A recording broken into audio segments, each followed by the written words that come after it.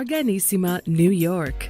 Your exotic skin, hair, and beauty source, and your one-stop shop for all your natural and organic skin and hair care, featuring authentic organic Moroccan oil and prickly pear seed oil and much more.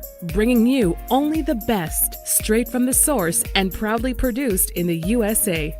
So what are you waiting for? Shop today at www.arganissima.com. Arganissima, New York. Your beauty is our duty. Arganissima.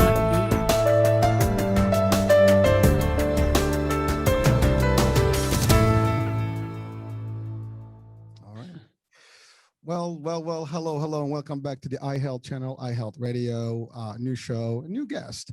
And this time we're going in a different angle, an angle that affects a lot of businesses and more so in the healthcare field. But again, in every, live, daily life in general, we have to experience it. And it's important to all of us. And we play a role in it too.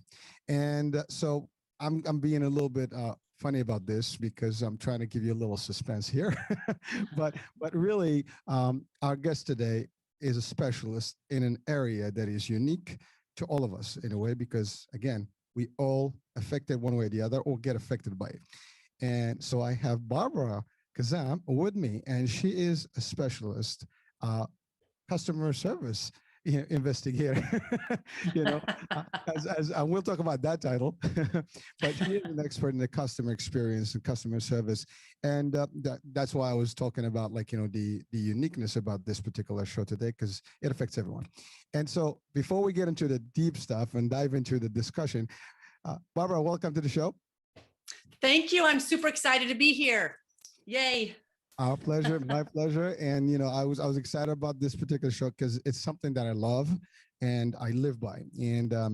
And so before we get into all that and how I relate to it, and, how we both kind of relate to similar, concepts, tell us a little bit about yourself. As the tradition of the show is, you tell us a little bit about your history, how it all started, and what got you into this type of, approach and this kind of, angle.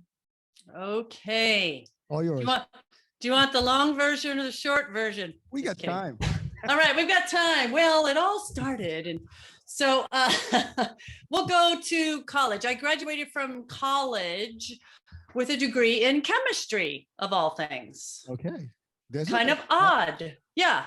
So for 10 years, I worked as a chemist. But then I realized I don't like it. The only part of my job that I liked as a chemist was when I had to train someone on something. Like my specialty was drug testing. So anything you want to know about urine and drugs, I know. So I would train people on how to operate the equipment. And I really liked training, but it was only 10% of my job. So after 10 years, I was like, blah, I quit. I don't recommend that, by the way. I had no future job prospects. This is not what I recommend. So 8 lonely, poor months later, I had no idea what I was doing. I joined on with a seminar company called SkillPath Seminars. So for 10 years, I gave presentations. I traveled all over the world. It was great. I learned platform skills. One of the topics I taught during that time was customer service. Well, 10 years into that career, I realized I don't like that either. So I quit. There's a pattern here. So I'm like, what do I do now? So I start my own company, like any weird person does. But the problem was I didn't really know what I was doing.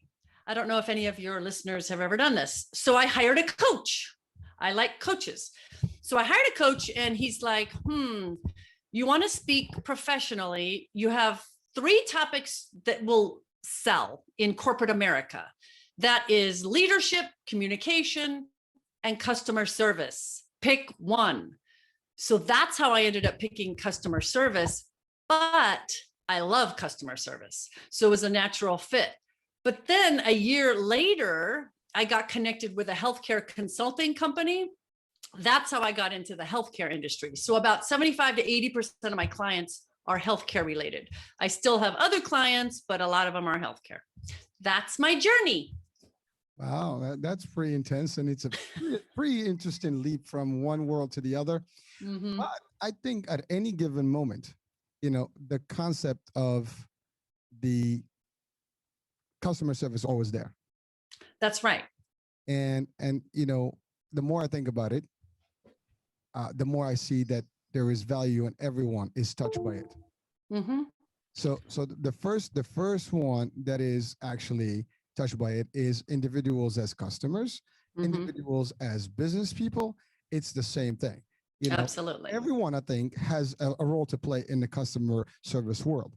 And my experience with it, and just briefly, I was hired by one of the companies that drives customers experience to the next level, and this was I'm not going to give my age, but years back, way years back, and that's nothing like the Disney World company, and so they basically teach you magic. I mean, and literally that's how they do it.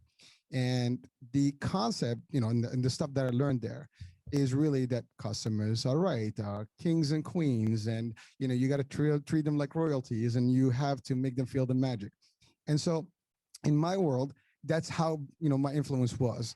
And so, as I got into the insurance industry and the healthcare, it is part of it. And we have various types of customers, obviously. And the first ones are your customers or your members, right? That's customer satisfaction, member services, things like that. So that's my experience. So I could relate to your life, and you clearly stated it. I mean, in the corporate world, the CX or customer experience is big. And really, you cannot thrive in any business without it. I mean, that's correct. And we can talk about, you and I, we had this discussion earlier about the prospect of today, especially with the social media world and things. And that's a whole discussion itself. So I'll leave that to you to dissect with me. But so now you are in the customer service investigation. So what is that? Yes. What is that? So yeah, I like that, huh? CSI. Yeah. So I'm basically a mystery shopper. I'm a professional mystery patient. I've taken my clothes off for a lot of people. So I do a lot of observing. You can learn a lot about a company by sitting around and watching. Like if I just sit in a reception office of a dentist or a doctor's office, I can hear front desk people, I can hear MAs, nurses. When I'm a patient, I'll go through the whole process from making an appointment to going in to getting the exam to leaving to so you can learn a lot by just watching people. So I do a lot of that. So every client that I work with, I'll do investigating. I'll do mystery shopping. I'll do calls. I'll have my team call. I'll walk around. And then I give them the report and I'm like, you need help. It's funny. You just brought me back. So I did mention Disney. And so my role was a tour guide in there. And but I I used to do overtime, from now, every now and then. And sometimes I worked in the Magic Kingdom. And in the Magic Kingdom, they do have actually mystery shopper or secret shopper in the program. So I would actually disguise myself as a customer and walk around, and just because there was sometimes, there's loss and prevention, that kind of thing. So people were basically, you play the innocent, guest, and just walk around and observe if there's anything going on that's funny.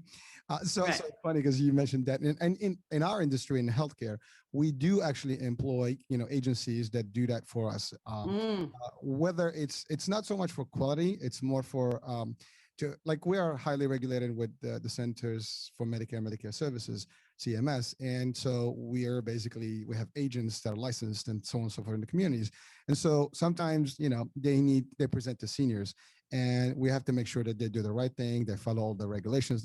So by me or someone from the team goes in, I mean, they're going to do the right thing. So we hire these folks that actually go in there and pose as clients, and they basically give us a quite a nice report on each one, and then we address any deficiencies, that kind of thing.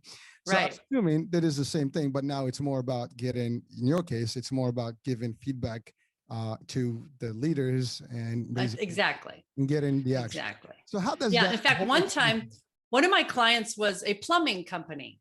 So I would hide out in people's houses, and then the technician would would come, and I'd be like ducking under toilets and like behind closets. And yeah, it was it was a very athletic move happening there. That's weird, but hey, Yeah. right? Yeah. Uh, It's kind of fun. yeah. So yours, I mean, that was, you gave the example of plumbing, but now you do it with providers in healthcare settings, right? So Yep. I'm a provider, hospital, doctor, dentist, lab. I hire you or your company, and it's your company, and so you would go or send someone there, and basically they will do a visual inspection, and Yeah. or even an interaction, and basically review the sites and the Right. staff, the facility, the hygiene, the whole thing. That's right. I'm assuming this was a very difficult year this year, because that's kind of Oh, dynamics, right, with COVID, and we want to drive there in a minute. But let's guide us and the audience onto like how the whole process goes. How does it start? What are you guys looking for specifically? I mean, I can imagine a few things that we're all going to be looking for if we wanted to see if the quality of the business is there. I mean, sometimes business also employ telephonic type of shoppers, right. call in. Right. It's So a experience. So the whole issue with the customer experience is that it's not just one touch point. Customers have multiple touch points. And so like with a doctor, for example, how do they hear about the doctor? Do they get a referral? That's a touch point. That's a great touch point. And then what do?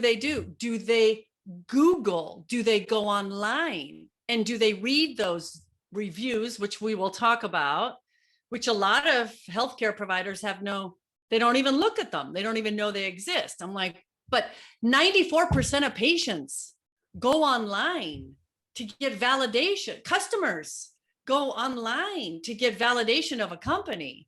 Most of them do. And if we're not checking that, if we're not on top of those reviews, that's a problem. That's a touch point, right? Or maybe I go to the website, I go to a company's website.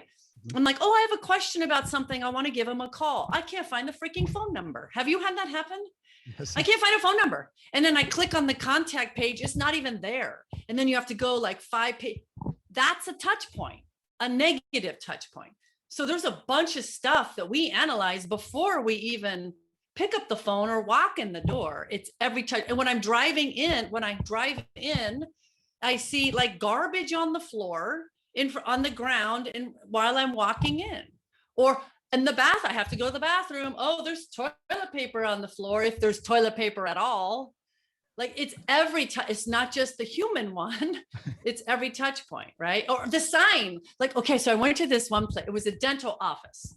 So they gave me the address. So I'm like, oh, great. So I go there, and there's like a door to the left and a door to the right. And there's no sign. Or so I'm like looking left, I look right, I look left, I didn't know what. And so then finally I kind of walked closer, and I'm like, oh, I think I go like that's a touch point. They just need a sign with an arrow, Paper like works too. Yeah, like these little things. And see, why I'm so passionate about customer experience is that changing a few things can massively improve the experience. Customers have choices, right? I go to your website, I can't find your phone number. Oh, your competitors is right on the front page. Well, you can win over clients very quickly, very cheaply by fixing these little tiny touch points. So that's why I'm passionate about it. Listen, I hear the passion, and I mean, I believe in it, and you're right. I mean, from like I'm in the sales world, in the healthcare, right? But really, we have a definition for our teams, which is we're the frontline customer service. Mm-hmm. So it starts with those crew members out there in the community, and everything they do, because they're the first people, first impressions, yes, first contact, first everything. But then, to your point, if you look at the website, if you look at even the website dynamics can be very, like, I get upset when I go to a website, I can't figure it out. Or like, right.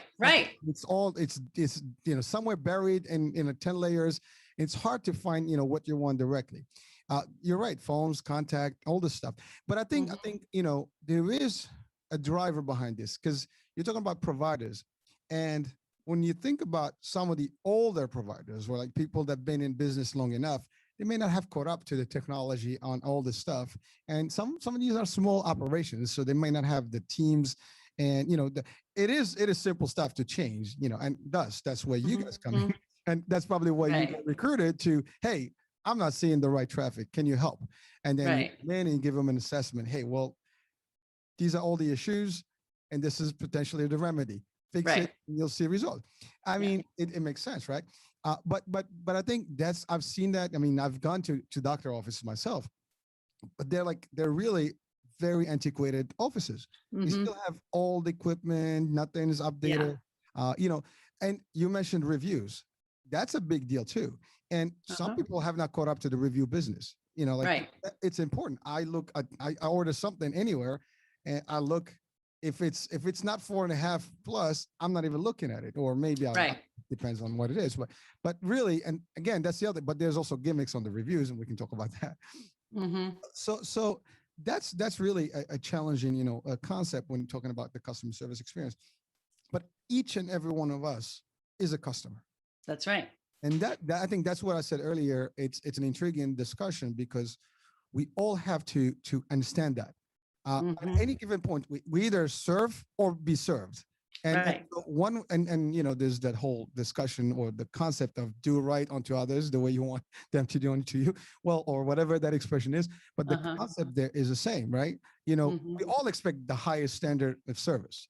Yeah, sometimes when we're on the flip side, sometimes I've had arguments in a lot of places, with the attitude. What's that with that? I mean, what's your experience with that? I mean, attitude is big these days. You into a place, they look at you like you have 3 heads, like they don't want to talk to you. Right.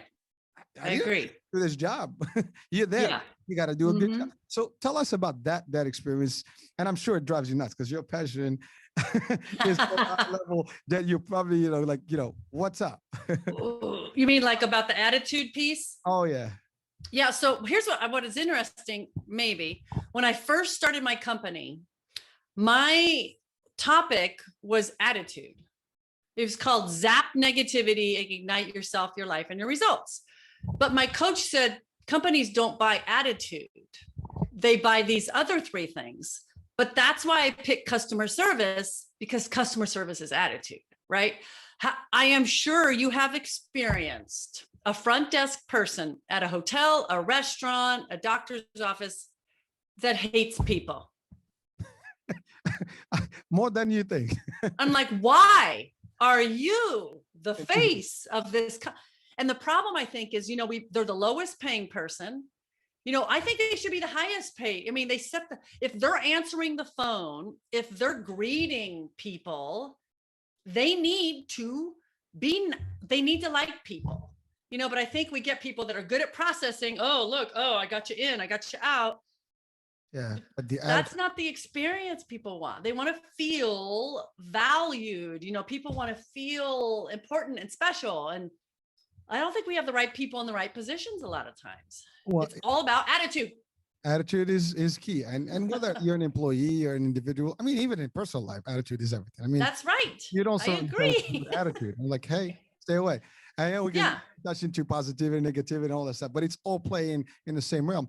Now, just to give you, so you mentioned something funny there. Well, interesting. And, when back to the Disney World, one thing, like the first training you get, and this is true fact, because they treat every employee as cast member. So you basically on stage. So really they have on stage and backstage. So you can have a fight in the backstage in the cafeteria.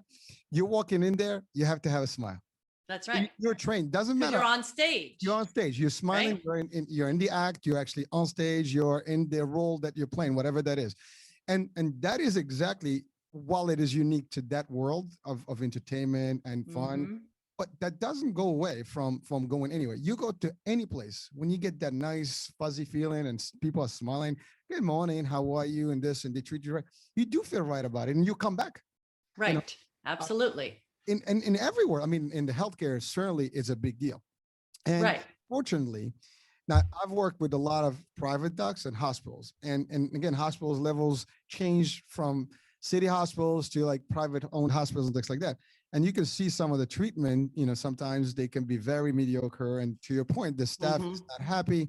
They're not really pleased to be there. They're just in a dead end job maybe, and they're not really pleased. And and they hear all the blah, blah. And customers are always going to be screaming. But remember, you're in a hospital setting or in a doctor setting. The people are not coming there to have fun. They're coming because they're not feeling well. And so, first of all, the last thing they want is attitude or feel like they're ill-treated. I mean, they want to be at least getting the, oh, I'm sorry to hear that. Let me see what I can do for you. People have to use compassion too. And I think that's sometimes lacking. And to your point, if that front staff is not well paid, or they're overworked, that's another. Sometimes you work too many hours and you're just tired. I mean, or even not even treated well. Like I've been doing, so I'm on this mission. I'm interviewing 100 healthcare professionals in the United States. I've interviewed 30 so far, 1 in Turkey, 2 in Canada. And like the overriding theme is, if leadership isn't treating employees well, good luck. They're not going to treat patients well or customers well. Why would they? Well, customers. That's a big deal in a corporate leadership. If you are not treating your employees right, they're not going to treat your customers right. That's right. And so take care of them. And so many, highly, reviewed, speakers and leadership specialists, they always highlight this topic, which is your employees are the top. You treat them here, top, you'll get top. You treat them low, you get nothing. And so that is a big deal. Yeah. So I've been interviewing, these executives. One of them worked at a company where, during COVID, the poor healthcare workers, like they're either laid off because they work like at a primary care doctor or orthopedic that no one is having surgeries, or they're in the ER and they're like burnt out. So the most successful companies took care of the employees and made sure they had breaks, and they would come down on the floors themselves and they would take over, and they would make sure they had the PPE, and they would give them training. Those employees worked extra hours, and they would volunteer at COVID clinics and like would take on extra stuff. At the other companies where the leaders could care less, turnover is through the roof. They can't, even today, to this day, people are leaving left and right because they're not treated well. They're like, why are we doing all this if no one cares about us? So it's huge. It's huge all over the place.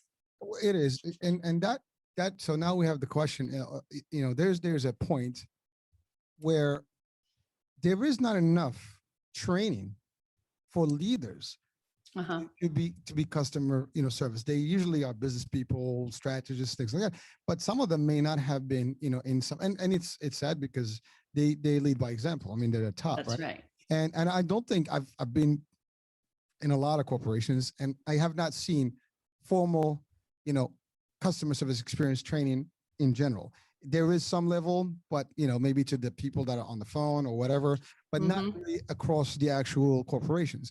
And I think that's the other thing. So they see it themselves. Some do, and I'm not generalizing here. There are some people that take pride in that and that's what makes a difference in terms of, like a lot of these companies now that's successful, whether it's Amazon and so on and so forth, and we'll talk about different levels here. But, the level of courtesy or things like that, when you get, on the phone, they treat you, and now we can talk about another, I guess, phenomena of people overseas handling your customer service. And I've had some funny experiences with that too. So, but I think that is a big thing. And I think from from the channel here, based on your experience, what would you, recommend for the executives and the hierarchies in different corporations in healthcare or otherwise, to change that culture? What would be like 3 items you would really, give them as boost based on your experience and what you've already recommended? Well, I think you're right. I think you're right in that a lot of leaders, they are just climbing the corporate ladder. They were doing the stuff and then they were so good, they got promoted. And then, but they never get trained on leadership skills or how to manage people. It's completely different. So, but what I have found is the leaders that are clear with their expectations of what they want. What do you want your people to do? And then your people are clear on what their expectations of you, like how they want you to communicate. And then you simply tell them how they're doing. Are they doing great, or do they need improvement? If they did those two things, they would be fantastic leaders. But what leaders do is they tell the employees the wrong things they do, and there's not enough recognition happening. They say, oh, well, they're just doing their job. So they still need recognition for doing their job, but people weren't, I don't know.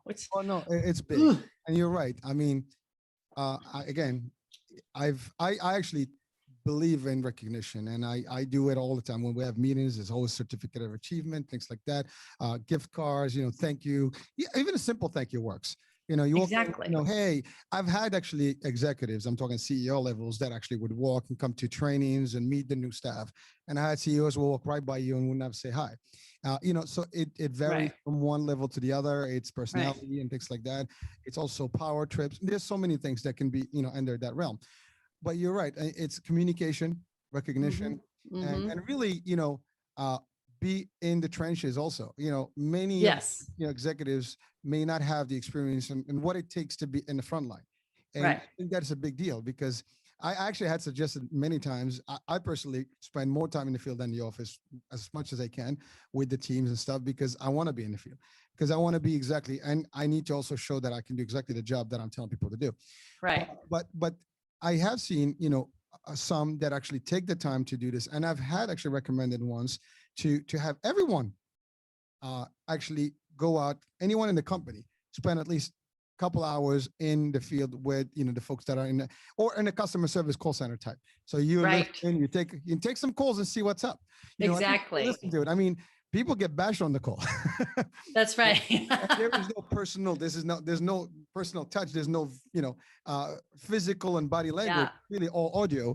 And if you don't know how to do it on the phone, it projects either positive or negative right off the bat. And if you say the wrong thing, and the other thing, I deal with seniors, so the hearing may be a little bit, less. It's a little problematic. You have to scream, and you can't over scream because now you scream at them. So it's all these things. I mean, are value and big deal, right? And so some companies, they listen, they take the CS experience, to the next level. Another example. I mean, I've always had what I call a retention team, which is a proactive customer experience, or I call it a concierge experience. So you don't have to wait until there's a problem to get people to resolve the issues as a customer. You be proactive and provide, added value to your customers in advance. Now you become different from your competition. That's right. Or your brand or your offering. It's sometimes not about what you have. It's also how people are treated. You can have the best service, you can have the best food, but you go in there and you're not treated well. I mean, hello, I can go somewhere else. Like, my money is good everywhere. Right. Right. And you see it in retail and restaurant business and hotel business. I mean, I've done some of, one of the last shows I've done was actually to compare a couple of hotels and see how they are and things like that. And you're right. You can see the difference in the attitude, the difference in how stuff. And it makes a big difference for you to either, I want to go back or not. Now, I know this is a topic that's probably going to get you irritated right now. Uh-oh. Well, the customer experience has changed. I think that, even, and believe it or not, I mentioned Disney and I give them all the prize, in initially, but like more recently I've been there and it's not the same as it used to be. Even like with security measures and things like it's just harder now. And also people are not as friendly as they used to be. That's just my take. I mean, I've been there like hundreds of times, and besides the time I worked there, but really, I've seen change, and I've seen it across the board. And then, so what is your take on that? I mean, today, I don't know if it's just me or you probably can relate to it more, but tell us more about your experience, like before and after. You've been doing this long enough. You've seen some changes to the plus or to the minus. Which way do you think, and what will be some of the factors that are impacting that? We have time. It's okay. I wish I could say that it. I've seen bad customer service so much lately that it's like, so, and like my expectations are so low when I go somewhere that if someone basically gives me eye contact, I will kiss them, like, I'm like, wow, they looked at me, oh, it's a miracle. Oh yeah, So, that drives me nuts. You go somewhere, you stand there, but like you're not there. They walk uh-huh, by you. Nobody uh-huh, knows. May I help you? Can I help you? uh-uh, They just walk and they're busy. right, I walk around. I see someone's like, "Sir, ma'am, can I help you? Is there anything I can do for you?" Even if right. it's my job. But I think that's I don't know. It's a culture now. Uh, I don't it's know. changing. I don't know what I don't know what it is, but I don't like it at all. I went to one of these, I won't say the name of it, one of these stores. It's a really big store where you get tools and wood and such. There's only a few of them, but we'll guess which one. It's a big one. And Yeah. so my brother told me to get some like blue tape, something. I don't know. I had it on a piece of paper. So I'm like, well, I don't know what this is. And it's a really big store. So I'm looking for someone to help me. Luckily, I had tennis shoes on. So I'm walking up and down aisles. I can't find anyone that works there. All I find are other customers looking for people to help. So I go to one aisle and I see a guy and I'm like, aha. So I start walking toward him, or I was running, and he leaves. He leaves. He walks away. And so I'm like, now I'm sprinting, right? And I'm like, oh, no, you don't. And so I go around the corner and I'm like, ha. And he goes, oh, you found me. I'm like, really? Wow. I'm sorry. You're laughing? Really? I mean, Oh yeah. I'm laughing because just like I've seen it. And I've had actually moments where I really got upset. Oh, Sometimes I make it vocal, like I make a scene just because you know what, somebody's gonna teach these people a lesson, and right. it is ridiculous because you work, if you don't like what you do, don't do it. I know. If you choose and accept a job, well, it comes with duties, and so you have to Right. deliver and do by Right. the right thing. And you're right. I mean, I can't generalize. We can. I mean, there are some people that have the personality regardless, and they enjoy it, Right. and they go the extra mile. And some Right. people they're there just bored and they just want to I count know. the minutes before they clock out. So Right. So I am a big proponent of, you might hate this, but I'm a big proponent of customer service protocols. I like So for example, when the customer walks in, you will acknowledge immediately with a smile. If you're working with another customer, you will give them a wave. So welcome. like that, like this, or, 1 second, or the just a sec motion. My ex-husband hates that one. Anyway, so you give them some kind of acknowledgement, right? So I'm a big fan of protocols that people can follow. Leaders can hold them accountable to it, because that's how you get consistency. Because I have this pizza place near me. One guy is good, the girl is awful. And so when I go, I'm like, I hope I get the guy. I hope I get the guy. Well, that's inconsistent. Like, that's not a great customer experience. It's too wishy-washy. So I like creating protocols so we can get consistency, but leaders need to hold them accountable to it. But that's not happening. It doesn't happen anywhere, I don't think. Well, you know what? It can happen, and it used to happen. I think that one of the challenges that I think a lot of business, have been experiencing recently in recent years, more so in the last year and a half with COVID and everything, is staffing. Mm-hmm. It's hard to find good talent and good employees, and I don't know why. I think also it's the attitude, I can get another job anywhere, and that's the other thing with the new generation, whereby it's like, whatever, I just walk out. Right. There's no more that feeling like oh, what do you want? Let me go up there and get it for you. Used to get that. You don't. Right. And Right. now people, business owners, and in any level are settling for Right. whatever they can get, to work. And, you mentioned something about this one versus the other one. You go to Walmart. I don't Right. know Oh, if you have a Walmart. So you get like a whole variety of people in there. And again, the right. good and the bad and the ugly. So some of them will jump hoops for you, and some of them will give you attitude. So, Right. and again, this is not bashing on Walmart, but I mean, it's really, we're talking about customer service. And if they listen to this show, they should be intrigued about maybe, looking to, they do a good job in terms of training stuff, but eventually it doesn't matter what you do, you have to be consistent. And Right. right, there's, I don't know if there's some sort of a test mode that you have to do for people before they get hired. Just, Yes. I Yes. it is, something that can be implemented. And again, I'm Yes. probably recommended that. So those are things that, I've sold timeshare, and I can tell you, we learned to be so nice to people. Isn't funny, Right. especially if you're in the sales world. I mean, you Yeah. want people to be happy. Car dealerships is another one. You walk into one, Right. everybody is, like, some depends on the company that you're going to buy from. Some companies, they're like all over you. They just want I to. know. And some companies, they work differently, the structure, the compensation structure.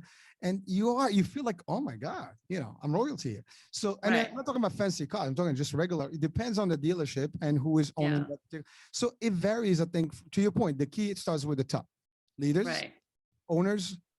If you really care about your business, well, you Mhm. got to care about your employees, and you would not allow anyone from your employees to mistreat and or do bad, give bad impressions to your customers. Otherwise, you're Right. going to see lesser and lesser of them, and it's going to impact your bottom line. You're investing in your business, and Right. you don't want someone to come in and destroy what you've worked hard to. That's build. correct. Uh, Plus, I'm sure you've had this experience where you have on your team maybe like one like person who's not very good at customer service. They're just not up to par, right? But we keep them on the team. We don't reprimand them. We don't do anything with them. But that brings down everybody else. Because everybody else is like, well, that's not fair. How come they get away with that? How come I have to be not? Well, I'm not, nothing happened to them. So, so then everyone starts going down. One rotten egg can bring down everybody. So, like, get rid of them, keep the solid good ones. Listen, and you just touch on a very, very touchy, subject there, because, now you get into labor and rights and all this. Yeah. Well, but, it is part of performance. And Yes. so if it's implemented as part of performance and you put the metrics in place, Right. and you give them, these are your, like, for example, in the way we do this, the compensation structures, I always add these attributes within there. So, for example, you want to get some bonus money, guess what? Customer service, experience, retention, people have to be happy, no bad, conflicts and things like that. So some of the things you add in there. And so now there's almost a bait there, or like, there's a compensation for it. But sometimes it helps. At least there is a physical aspect to it. So they have a motivation to actually do right.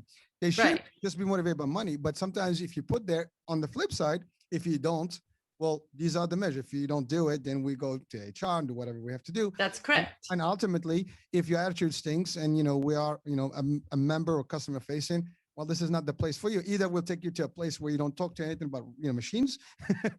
Right. Right. You can deal with Exactly. a robot or a computer. That's fine. You can beat them to death or don't. But you can't do it with your customers, right? So again, it's all about implementing these strategies, to your point. And again, it's all training, and it's consistent training, to your point. And when you have your lower performers, well, they have to either get into programs and training.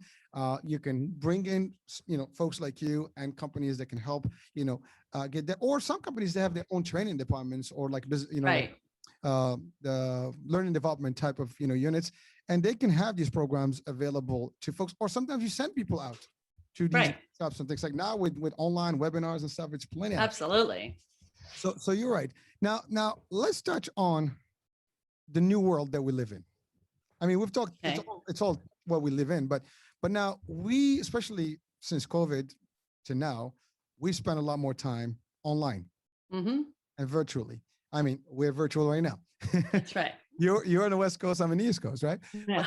We spent a lot of time online, and our kids, and the new generation is really social media driven. And there's more platforms than you can count these days, right? So the problem is, what I've noticed, and if you can tell us based on your experience, what's happening? I mean, some of these companies, they don't even have customer service number. You can't get book customer service. Amazon, if you're a seller side, you don't even have a customer service. You have to set up appointments to do this. A lot of robot and chat boxes and chat bots and things like that. it drives you nuts. And then we have the Right. other aspect where people are using overseas, Oh, yes. units that may not understand besides the accents and the dialects and things like that. It's also the culture or even the neighborhoods. And I'll tell you about a funny story, and then I'll give you the mic here. But one time I went to a call center and to outside. We were in New York. The company I worked for was in New York, and the customer service was in Indiana. The call center. But it was a sales call center. So they were Okay. like call in and doing stuff. But then the person, like, I'm listening to the calls, and someone was from Brooklyn, and in a specific area in Brooklyn, and this person had no clue that that area was in Brooklyn. So he was describing things to that customer. They're literally like, "What the hell is this guy talking about?" He had no clue. And remember, the person does not know that this is a call center somewhere in the Midwest. They Right. just know that this is the company that they work with in their city. So, Right. so we use that as a coaching, concept. Right. We put the whole team together in training. We train them on the maps. We train them on what those neighborhoods are. Did some Google business on them to Right. so you need to learn that when you're talking to these people, they have to think that you are in the neighborhood, that you know Right. what they are.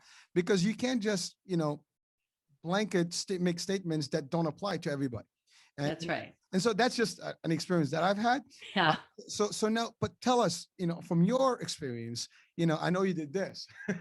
So that kind of, that Oh. put you back, some rough memories here. So tell us about, this whole social, dilemma right now, and maybe are there solutions, or this is the way of the future? Well, for sure, the whole internet and ratings, it's here to stay for sure. So the problem is that let's say a company only has 5 ratings. Let's say they only have 5 ratings and one of them is bad. Well, that's ruining your stats. Like that. I was looking at it was a Yelp review of a company. They had 3 reviews. One was a 5, one was a 4, one was a 1. But Yelp gave them a rating of 2.5. Average. Okay. That doesn't make sense, right? If you were like 33%, 33%, and 33, why so low? It gave 49% of the weight to the 1-star rating. So the whole point is, if you are monitoring these ratings, you need to actively get positive review. If you have a customer that loves you, you need to ask them, hey, would you please put a review? For example, so one of my clients is a plumbing company. I think I told you that. They had 140 technicians, they're called. And they had like a 3-star rating. There's tons of plumbers where I live, by the way. The competition is fierce. And they only had a 3-star rating. So what they started doing is they gave every technician an iPad. And it was mandatory that after every visit, they had to ask for a review. Now, the customer didn't have to give it, but it was mandatory that they asked for it. So think about it. If your technicians are forced to ask for a review of their performance, are they or are they not going to step up to the plate? They are. As a matter of They fact, are. So they're going to probably act better. They're going to get reviews. So now they're at like, I think, a 4.5-star rating. It took about a year to raise it, but they were actively seeking out those positive reviews. Because what happens when you have a negative experience? Oh, it's easy. Oh, I hate this. These people suck. But when you have a good or average one, you're like, I don't feel the need to write anything unless it's like super, spectacular. So you need to bombard the negative ones with positive ones. You can't take them away, but you can ask for the positive ones and get, better overall ratings. You're always going to have some low performers, right? Yes. But the low average has to be, more on the top and very little on the bottom. And then either you walk them up or walk them out. Right. And another thing is they need to monitor these things and respond to them. Like if I see a negative review and the company doesn't respond at all, that's a problem. It's like, oh, they don't care. Why aren't they I don't like the generic response either, but it could be like, oh, thank you so much for letting us know. Please contact our manager. Here's the number. We certainly want to address this. Something simple like that. But Well, if they're not addressing it, it's another issue. and you're right. That means they're either not paying attention or they don't care. Right. And you're right. Sometimes when you respond, because some people also can't go funny just because they didn't like whatever, or Yeah. they want to just do some play games and they put a weird review. And Yes. sometimes you respond like, well, that's not what happened. Did you ask? Did you do this? Did you bring it up to our attention? No. Right. So when people go in, they see the reply. If the reply makes sense, okay, Yeah. I get it. I mean, things Right. happen. Things happen. Right. Right? Now, actually, a good example. This happened to me, and I'm not mentioning which car, but I had a car experience. I dropped this car, and when I got the car back, I had a fuse on the dashboard still there. I had stuff. I'm not sure whether that fuse is working. It's Right. the hood stuff was still in the back seat. I'm like, what the hell? So I went in and I took pictures of everything, and I put a nice review. Girl, I got the manager calling me. They were harassing me just to remove that review and just whatever you want. We'll pick up the car. We'll do whatever. We'll give you this. And next thing was on us. They did whatever it took to actually need to make that leap and change or remove that. Nice. Well, again, I mean, that's the other thing. You do the review, so other people don't experience the same thing. Right. And you just mentioned something that is new. Well, not new. It's recently, in the last few years. But a lot of the companies are using that especially on the phones. Sir, at the end of the call, would you kindly just, give me, I need your stars, and can you just hook me up with a yes or no or great and whatever? And then, we'll hold for a brief survey, and then you get the survey and you give them yes, no, whatever. Right. That's been changing the dynamics on telecom, cable companies, and a lot of other, services, now, and even stores sometimes, some of the larger chains you go in, it's like, hey, can you just hook me up with a nice survey if I did a good service here, blah, blah, blah. You get access to some sort of a raffle or whatever, like they're going to do a draw and you might win $10,000. I'm just kidding. Right. But all those actually, and you're right, because if I'm getting 1 star all the time, I mean, Uber is an example. Yeah. And Lyft. And all, you got to give them ratings. Boom. Right. Absolutely. I don't get my water. 3. Right. Just joking. Right. Right. But, so you're right. Those are techniques and strategies that make a difference. So again, companies have to be more creative, but it's always about accountability and bring them to, people have to realize that the reason, and I've always said this is something I believe in. We only have a job because of those customers. That's right. No customers, no business, you're out of job, Right. And if you have the same attitude, no matter where you go, you're not going to be maintaining that job for a long time. And so even if you want to have a nice, decent living and steady, well, you have to have a steady. And then the other thing, you said attitude. Sometimes people having tough time in their personal life, which can happen to all of us. Everybody goes through ups and downs, financial, this, that.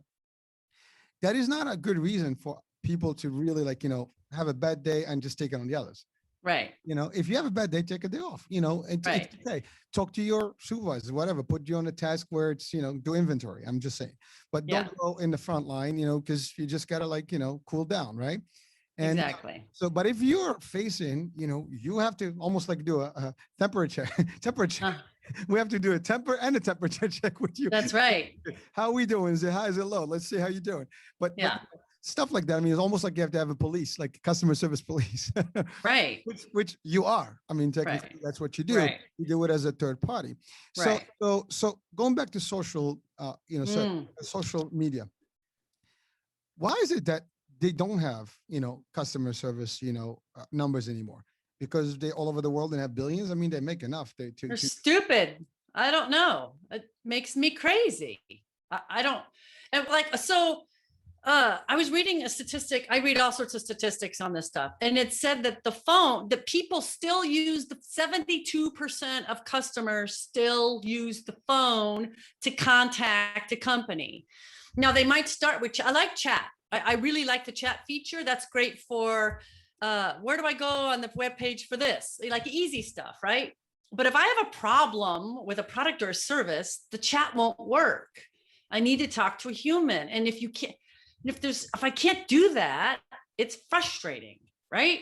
Ugh, so I don't know why it's so hard to find a phone number nowadays. It baffles me. Well, a lot of companies don't. I mean, you can. I know. There is a toll free for Facebook, but it doesn't work. PayPal. They used to be able to talk to them. You can't. Some of the platforms, like online platforms, they used to have numbers. They don't anymore.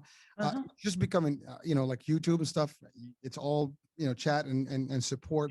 It's very difficult. It's amazing. One thing I wanted to ask. I don't know if you've experienced this. So sometimes you call on the phone. You're right. I like to talk on the phone. It's easier. I tell you what I need. You understand what I'm saying, because sometimes in writing I have to really write a whole, right, let's say, just for you to comprehend it. Right. Now, if I tell you 2 words, you probably know what I'm talking about. Right. But then, and it's easy done. And then of course you got the other issue when you dial in and we are experiencing long-term wait time, and you're on the phone with some funky music. Right. And I bet you'll be like, okay, I'm out. Shut it down. But so you talk to someone that is a frontline, call center, rep. You're talking to them, and they're really it's funny because you can get it from the first hi or hello. You know that this is gonna go bad or good. No, seriously, you just hear them like, this is John speaking. How can I help you? Right. It's gonna be rough. Well, how are you doing? I hope you're having a great day and stuff.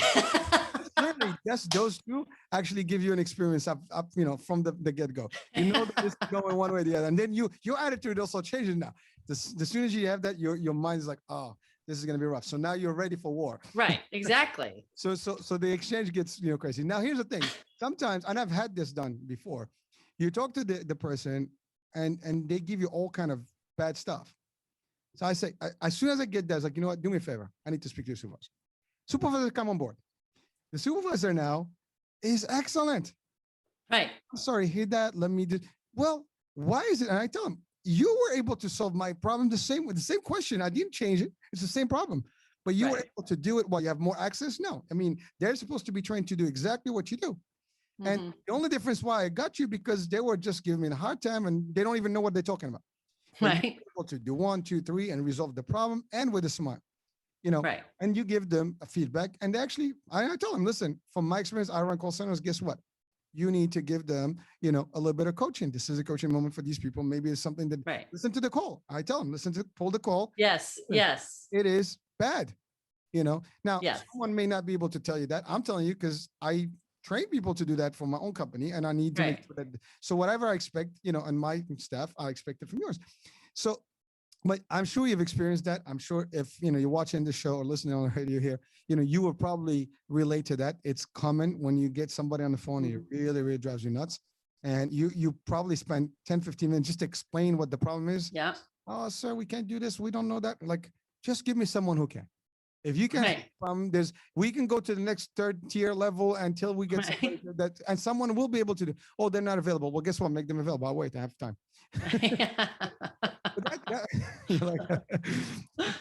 But really, it's crazy, right? But that's something that is more common now. And again, call centers all over the world sometimes can be challenging. Right. And you get a lot of these problems. So. Yes. So what else can you tell us today about the customer experience as a whole? I mean, how do you rate it in a business? Is it 50%? Is it 30%? Is it 10%? It's 100%. No. I like that. Well, so I was a high number. Well, So, I mean, if we're not treating them well, they're not going to come back. They're not going to tell others, But one of the reasons why I like healthcare is they have surveys. They have customer satisfaction. These CAPS, these surveys. Yep. And based on how well a practice performs, they will get reimbursement. So if they score well on the survey, they're going to get more reimbursement, meaning more moolah. Mhm. So I like the fact that in healthcare, we can tie money to patient satisfaction. So in other businesses, sometimes it's hard to quantify customer service. It's like, oh, we were we were friendly and we followed up. Like, how do we measure it?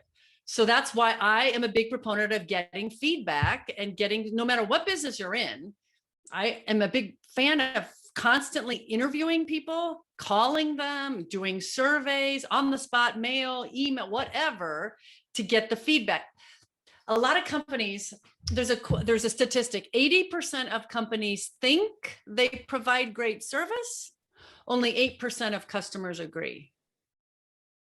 So that's a big chunk. 80% think they provide great service, only 8% of customers agree. Well, because it's not based on their surveys, they're based on their own intuition. Yeah. Or they just think, oh, well, we're doing okay money wise, but they don't know customers buy once and leave. They're not tracking it. They're not asking, why didn't you come back? Well, what can we do to be better? So they're not getting the feedback from the consumers. That's a big deal. Well, customer retention is big. Yeah, it is. It is huge. You just said it. I mean, you talked about in the provider world or the healthcare caps. I mean, it's a big deal. And we, like, as a payer company, we actually have these measures in place in the contracts and things, and we have incentives for, these providers to do certain things in the care, to provide the highest potential care, code correctly, do all the stuff. And, and then we get the surveys, satisfaction, things like that. Even the regulators, they do surveys as well. And they survey, like, for example, with CMS, they do annual surveys to all the Medicare recipients who are in the managed care company. And so each plan gets basically surveyed. They take a universe from their membership and they call them. And they have a series of questions about providers, about service, about all this stuff. And one of the areas that's typically big, it's either customer service experience, like how they being treated, or the provider access and the provider care and so on and so forth. And those are big. And companies spend a lot of energy on those areas because, like, in the managed care and the Medicare world now, we have stars. Yep. So if your caps and all your measures are low, you get lower stars, and therefore now you have a problem because your reimbursement now is attached to that, and you lose dollars premium. Right. If your stars are high, you get paid a lot more, and therefore you can also service the community and your membership better. So it is a big deal. And so in healthcare, that is a humongous type of approach that makes a difference. And with more recent years, I mean, it's become the biggest thing, and all the plans work really hard to make sure that their networks, their providers are really par. And sometimes some doctors that may not be in the game, they term contract and things like that because they're not meeting the credential or the ratings that they need. So all that stuff is big, and health is important. Now, healthcare is key for everyone. We can talk about retail, we can talk about consumer services, but healthcare is, especially in a year like COVID, healthcare is everything. But it's big. Yeah. And I understand why you chose healthcare specifically, because that is a big area, and there's plenty of potential and plenty of opportunity there to improve.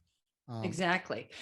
What's interesting, you just touched upon this. Today I did a presentation on access for a healthcare group and what we talked about? It was all about communication, because, like, the problem with some of those surveys, the questions, they're like, how often did you get the appointment as soon as you needed it?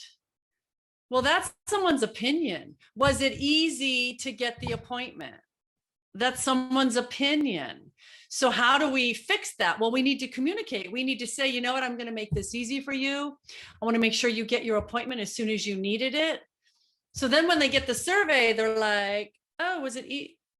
Yeah, she said it was. Yeah, it was easy. Like, it's all. But you need to clearly communicate. You need to know what they're asking and then communicate around that. Like, did you get the care? Were they caring? Well, what are you going to say? You know what? We're going to take great care of you. Were they helpful? What did they say? You know what? Did you need anything else I could help you with? Like, communicate clearly around these issues. We can get higher satisfaction results. It's kind of cool. It is. And listen, I mean, we're coming to the end of the show here, but I don't think 1 hour is enough to actually cover all the. Has it been an hour? Oh my gosh. Yeah. Time flies when you're having fun, right? Okay. There's one more thing I want to say, because this is important. We're good. So customers, it's okay for customers to get mad. It's okay for them to complain, because when we respond quickly and efficiently and we give them options, they can go from average to loyal. They can go from okay, like satisfied, to in love with us. So I just want people to just realize it's okay to have a problem, to mess up. Just like what you said, if you're at the restaurant and they mess up, they give you the wrong meal. Oh my gosh, I'm so sorry. Let me get you the right meal. Here's a dessert. Like, you're going to be like, yeah, I love these people. Well, So, well, they do. And as a matter of fact, I use a true story that happened to me in training. And it was about customer service. So this is way first when I started in the industry as a representative. I was actually doing a presentation in a clinic.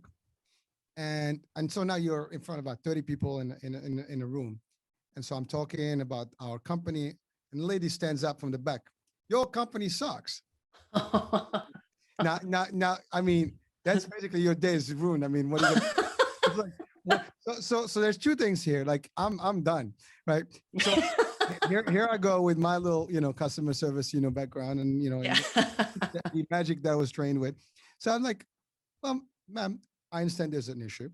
Can you tell me more about the problem? In front of everybody, I isolated the problem right there. Instead of me just walking away and showing that we're not taking care of it, Right. I stood there and said, can you tell me more about the story? Well, I've been waiting too long talking about appointments. This was at a clinic. I was waiting too long. I can never get, my appointment on time. So you're telling me that the problem is not with the plan. The problem is right now with our provider, that you're here and you're not able to get, in front of a doctor sooner than you need. And when you come to the clinic, you wait long, right? Yes. Come with me. So I took her with me literally out of, in front of everybody, and walked away to a customer. We had an actual office of customer service in member services in that particular clinic, a hospital. And so we resolved her issues. She comes back and now she stands like, you know what? I was wrong. I mean, these guys do have issues, but they resolved my problem for me. Now I'm going to go start seeing a doctor outside of this clinic. Oh. But it's, I swear to God, this is a true, personal experience, and you have Right. to use it. Right. Because problems are going to happen, and it's just Right. They're going to happen. and that's the other thing I tell them. Things can happen. It's not the problem that's the issue. Is how you handle the problem, and are you That's right. resolve the issues. You use transportation. The transportation company, the guy got into an accident coming your way. What are you going to do? It can happen. Right. It's how do I quickly intervene as a plan or service and change that experience and give them better. Maybe, listen, we feel sorry. Next time is on us, whatever, come back. We'll give you 2 rides next time. Right. Whatever it takes to give them back. And we see a lot of companies do that. Right. Exactly. On another world, one time this happened to me with one of the cable companies. So I called them and I'm telling them the service sucks, blah, blah, blah. I need something. And I want to disenroll. I want to cancel. Oh, okay. Blah, blah, blah, blah, blah. So person's giving me answers like, I don't care who you're going to tell. I'm not staying with you. I'm done. So then later on, they start bombarding me with like, please come back. Please come back. No, I'm not coming back. See, because when I told you guys, I have an option and you guys didn't want to treat me right. I didn't want to leave. I just wanted to make sure that my service is correct. You give me a little attitude. Guess what? There's plenty out there to select. That's right. You don't want to be the one. Well, now you're going to have to run and try to get me back, but you're not. Right. So I'd rather take my chances somewhere else. And that's really, you take your business somewhere else, and That's right. a loss. So Right. I agree. Listen, I mean, on topic, and it's everybody's affected by it. I think That's right. listening to this, you were either related on one way or the other. And as consumers, we expect the best. As business, we expect the best. But if we all take it to the level we really, really, really no one understand that we all impact each other with this, I think the result will be, great and the best. But World peace. world peace. Oh yeah. Yeah, right. But really, I mean, think about it, right? Everybody will be happy, and the interactions will be smooth. You walk in anywhere, everybody's happy. And I know. people have bad days, we all have bad days.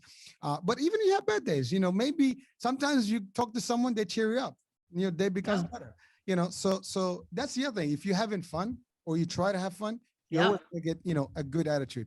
And if you're really just miserable, I don't feel it. Well, if you don't feel it, this is another place. Right. I've seen it in gyms. You go to a gym and you got this Uh, trainer that is like totally like he just did for like, whatever. Yeah, pick up right. some weights, go up the stairs. Right. They're not even into it, So Right. you got all these kind of, folks. But that's the thing. People recruit, but they don't maintain, you know, Yeah. continued calibration. Right. Exactly. their staff. Yeah. It's an ongoing conversation. It is. And when someone complains, you don't side, but you protect your employees, but you don't side with them if they're wrong. Right. If they're wrong, Right. they're wrong. And of course there are customers that are always gonna complain. Yeah. There's some just chronic complaint. They're just Right. they're like, Exactly. That's what works for them. yeah. But Yeah. you can tell when someone is legitimately, has a concern, and someone Yeah. who's like, it's just they want, that's just them. That's Right. the attitude. That's the other side of it. But again, you're in the business. That person mentioned one key item is word of mouth. That person walks out. We all have this. If someone tells you like, oh, do you have a good doctor? Yes. You have a lawyer? Yes. You have a Yes. realtor? Yes. We all have someone to refer to. But if Yeah. you have a bad experience, oh, do not go there. That's right. I would not recommend this place. And that's very quick. Like in our circles in the healthcare, or at least in the insurance, you go to present in a senior center, for example, as a team. And if one senior is not happy with you, you can never walk into that senior center because everybody there Oh. is because they're all gonna like, do not talk to these guys. You're ruined. That's it. It's done. Wow. Business is ruined right off the bat. You can't even do anything. So if a rep goes in there or an agent goes in anywhere of those places, and they give a bad impression, it's not them. It's really the whole plan now that's impacted. And Wow. it's not a good thing. And then Yeah. it affects your doctors now because the doctors are going to be like, well, that plan I'm not happy about, let's not go there. Go to this plan versus this plan. Well, Right. that's supposed to do that for me, a regulatory stuff, but it's personal opinion. Yeah. I don't want you to be seeing that planner. I got a better place for you. I have this representative. Talk to these guys. And that's really what happens. So it's real Wow. stuff. I mean, I know. that experience is the greatest thing that can either break you or make you. That's right. We'd rather, for it to make us. That's as- right. and really, Yeah. it's a good interaction. So Exactly. Barbara, listen, I mean, this is exciting. We can talk. I know, time is of the essence here, but so if you're to leave us with just a couple of pointers, to the consumers here, what would you tell people, how with behavior, whether to the consumers or to the businesses, couple of items to close the show today. What would that be? How about just be nice? Whether you're a consumer or a customer service representative, it's really just about being nice. You don't have to like someone. You don't have to agree with them. And this is true for any human being, right? Yes. Just be nice. I mean, you'll get more by being nice. If you're a customer and you want something, you'll get more by being nice than being a jerk, no matter what role you're playing. So I think that's my thing. Kill them with kindness. I wouldn't say extra words here. That's it. I'm done. Barbara, it was a true pleasure. I think this exchange was pretty intense. I think we've covered. I know, right? I told you it was going to be fun. We enjoyed it. So thank you for being on the show and My for pleasure. your angle of how it is happening out there. So thank you so much. And folks, I hope you enjoyed this particular show and our guest today. Look forward to more fun stuff. Thank you for watching the iHealth channel and listening on iHealth Radio. Hurricane H here. Ciao, ciao. Until the next time. Bye-bye.